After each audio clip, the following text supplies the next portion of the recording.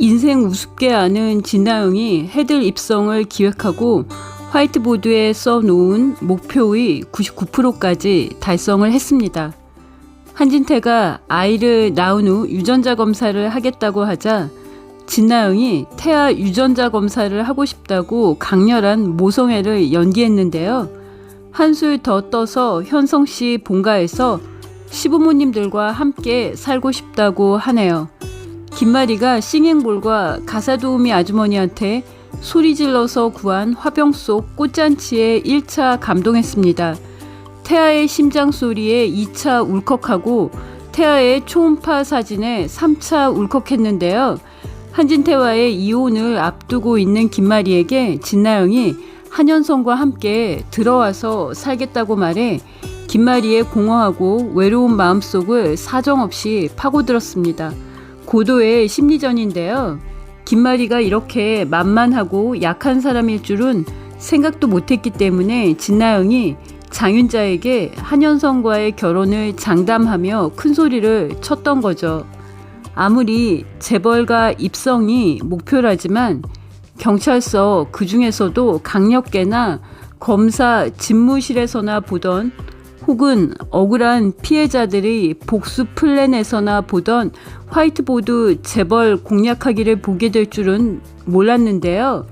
해들 가계도와 깨알 같은 공략 포인트를 썼다 지웠다 하는 모습도 너무 가증스러웠습니다.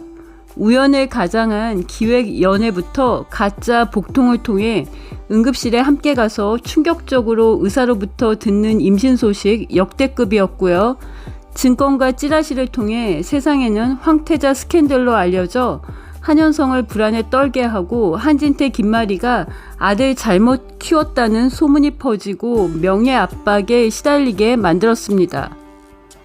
인생이 쉽게 살고 싶은 진나영의 기획 임신의 성공과 기획 결혼을 드라마에서 보게 된 거죠.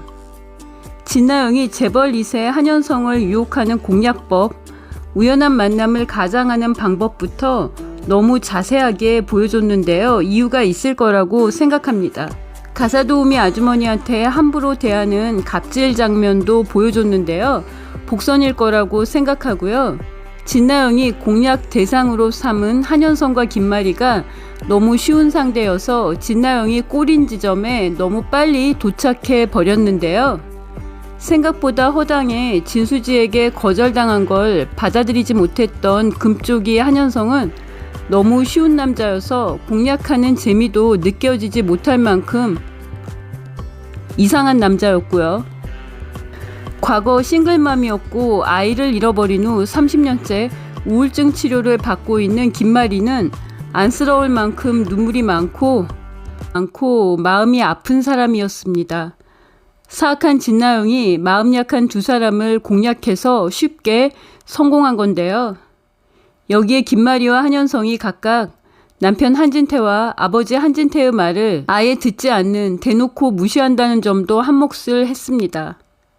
사악한 진나영의 기획결혼 성공을 가능하게 한 또 다른 1등 공신은 묵인한 진수지와 묵인을 강요한 진나영의 엄마 장윤자입니다.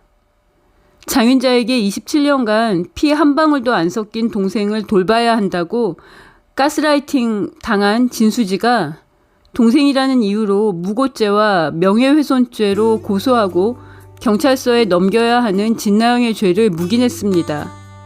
수지가 장윤자에게 장윤자 씨한테 가스라이팅 당해서 진나영을 고소하지 못했다고 울분을 토했는데요. 진나영의 가증스런 모성에 강하고 어른 공경하는 착한 여자 연기는 곧 밑바닥을 드러낼 것으로 예상합니다. 진나영이 분노 조절에 문제가 있다는 걸 채울이 스토킹할 때 보여줬는데요. 갑자기 초밥을 사서 채울이를 찾아간 후 채울이가 호출을 받고 나가서 오랫동안 돌아오지 않자 안절부절하며 오만상을 찌푸리고 짜증을 냈고요. 진수지가 나쁜 동생도 동생이라고 같이 있어주려고 하자 설마 같이 먹으려는 거냐고 하면서 가라고 하면서 난리를 쳤습니다. 진수지가 해대병원에 복귀하자마자 직원 대출을 받아서 한현성이 먼저 갚아준 돈을 입금했는데요. 한현성은 진수지가 차단번호로 떠서 놀라는데요. 진나영이 수지가 한현성에게 연락했을 때 몰래 진수지가 보낸 문자를 지우고 수지의 연락처를 차단시켜 놓았습니다. 살면서 만나지 말아야 하는 사람이 있다고 하는데요. 남의 핸드폰 검사하고 들여다보는 사람이라고 합니다. 남의 핸드폰 만지는 사람은 상대를 지배하려고 하는 이상심리가 있다고 하고요. 위험한 상대라고 합니다. 딱 진나영인데요. 한현성이 이제서야 알았습니다. 그런데 진나영이 했을 거라고는 생각도 안 하고 있습니다. 한현성이 새로운 스타일의 허당인가요? 갈 길이 멀어 보이는데요. 진나영의 짐을 본가로 옮기다가 해들 입성 전략도인 해들 일가 가계도와 공략 시나리오를 쓴 화이트보드를 한현성이나 김마리가 보게 될 것 같습니다. 진나영이 진수지와 진도영, 장윤자에게도 소리를 잘 지르는데요. 가사도우미 아주머니한테는 볼 때마다 소리를 지르며 업무 지시를 했습니다. 김마리가 진나영의 본 모습인 가사도우미 아주머니에게 갑질하는 모습을 반드시 보게 될 거라고 생각합니다. 진나영이 한현성에게는 순한 여자 코스프레를 했고 김마리에게는 어르신 공경하는 조신하고 착한 여자 코스프레를 했기 때문에 소리 지르고 악쓰며 가사도우미 아주머니에게 갑질하는 모습을 김마리나 한현성이 본다면 충격받을 거라고 예상이 됩니다. 김마리와 한현성이 정신 차리고 진나영 손절하는 모습이 나오길 기대하게 됩니다. 진나영이 김마리와 한현성, 한진태가 있는 자리에서 착하고 순한 모습 보일 때마다 따뜻한 배경음악이 나오는데요. 어울리지 않습니다. 진나영의 악행을 그대로 보여주는 복선이 많았습니다. 진나영이 갑자기 집으로 들어가서 방 차지하고 누워서 장윤자에게 내가 다 알아서 할 거라고 했고요.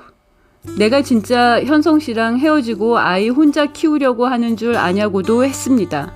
한현성의 의심을 싹 지우고 다시 시작하기 위해서라고, 즉 설계라고 고백했습니다. 진나영이 모두에게 손절당하고 혼자 남는 모습, 장윤자와 함께 스스로의 신성한 노동을 통해 사는 모습 기다려봅니다.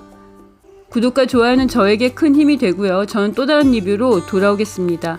시청해주셔서 감사합니다.